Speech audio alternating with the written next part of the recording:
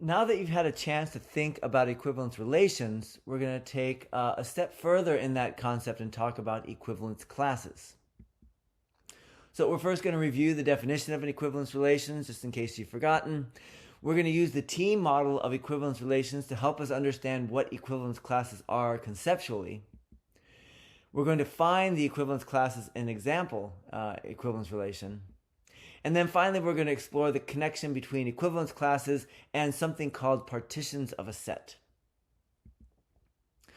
So if A is some set and if R is some relation on the set A, we say that R is reflexive if A is related to A for all elements A.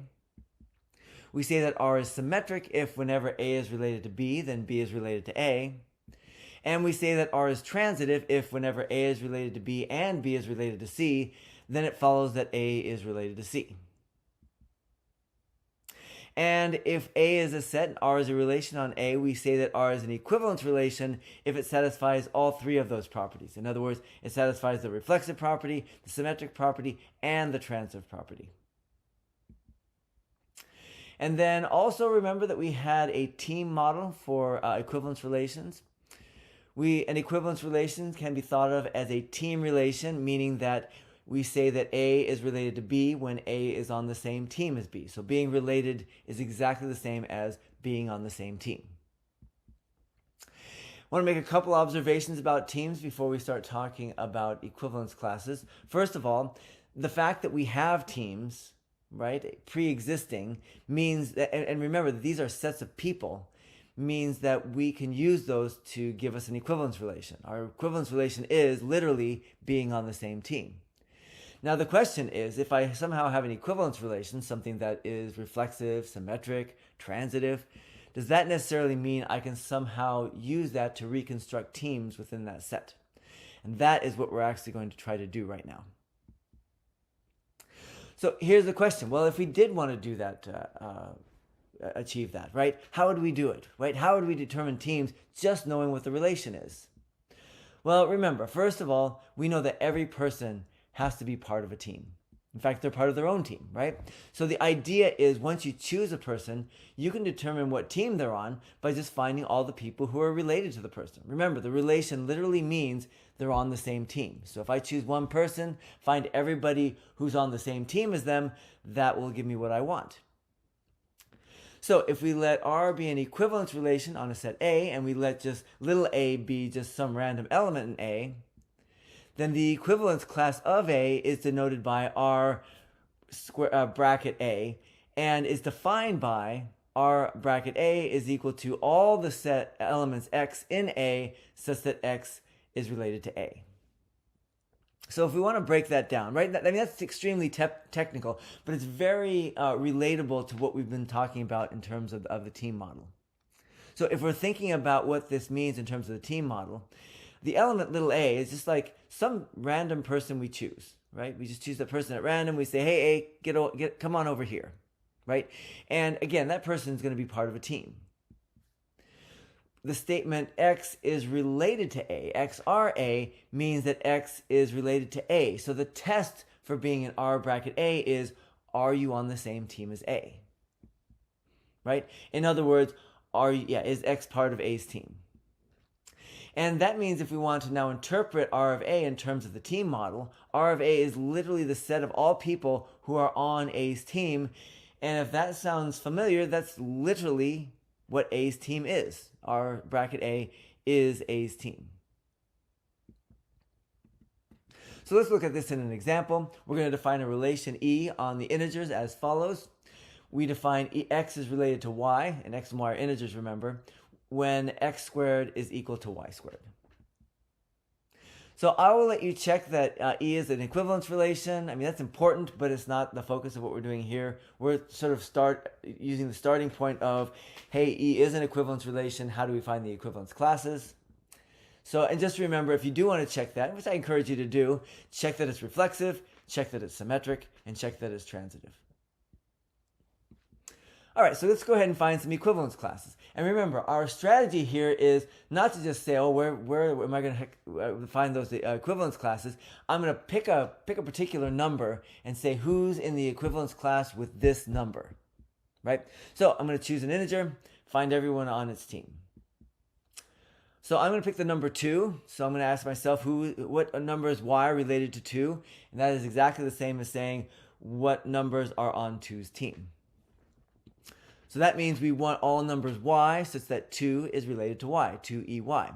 What does 2ey mean? Well, it means that 2 squared equals y squared. In this case, our 2 is our x and our y is our y, right? And if we look at that equation in a different way, we can say that's y squared equals 4. And now all I have to do is solve that equation. Well, y squared equals 4, there are actually 2 numbers who do that. Y equals 2, y equals negative 2. So both of those are going to be on the same team as 2. That tells us that E bracket 2 is equal to the set that contains both 2 and negative 2. So this is a 2-player team consisting of just 2, which we knew was going to be in there in the beginning. That's what we chose as our first player, and negative 2 as their teammate. And if you like, I don't know, let's do E bracket 5. So we want to find the team that includes 5 as a member.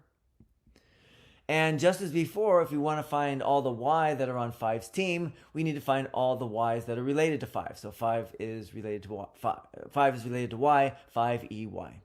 And by definition, that means that 5 squared has to equal y squared. And guess what? We just have another equation that we have to solve for y. Pretty easy to solve that equation. Y is either going to be 5 or negative 5. Those are the only possibilities, which means the team that includes 5, the entire team is just 5 and negative 5. So we get the set containing 5 and negative 5. That's E bracket 5. And in general, you can probably see the pattern on this. If A is non-zero, then E bracket A is going to be the set containing A and negative A. And actually, that's the same for 0 as well, but I just want to emphasize that E bracket 0 is just 0. In that case, if A is equal to 0, A and negative A are both equal to 0, so there's just one element. All right, so now I'm going to sort of part with a couple of observations about teams and then remind you of maybe a theorem that you might have seen in Math 210 if you studied equivalence classes and equivalence relations. First of all, every person is part of a team, right?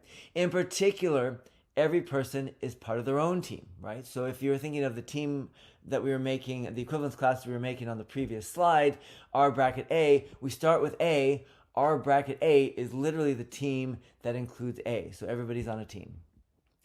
The second thing is you can't have one person that is on 2 different teams. I mean, if you don't think of this as like actual teams that you'd actually be making in a league, I suppose that's possible. You could have someone on 2 different teams, but usually the rules of a league are if you want to play on a team, that's your team. You can't play on a different team.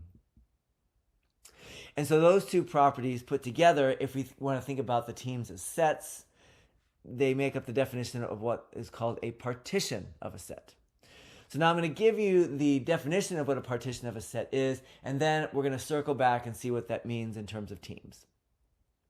So we're going to start with a set A, and we're going to start with a bunch of subsets of A. A1, A2, all the way through N. Those are just a bunch of subsets of the set A.